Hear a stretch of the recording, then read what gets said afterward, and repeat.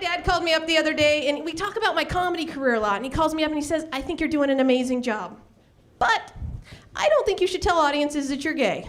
FYI, I'm gay. Didn't see that coming, I know.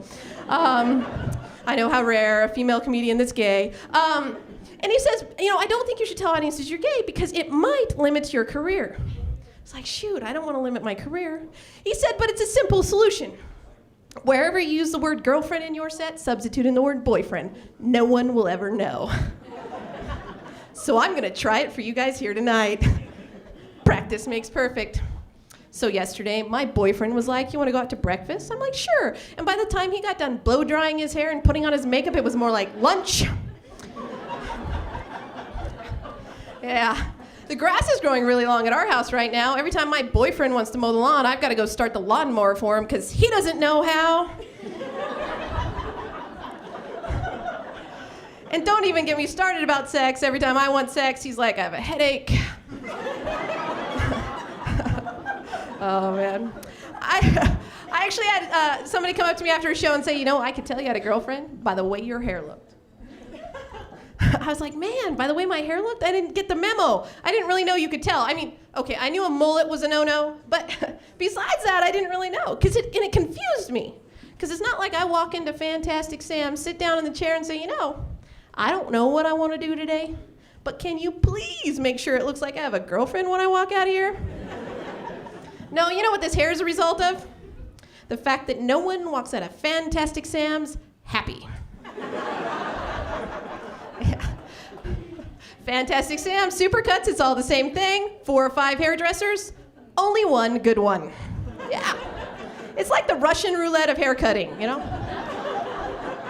You walk in, you put your name on the list, you're like, oh yeah, it'll be 15, 20 minutes, go ahead and have a seat. We'll call you when we're ready.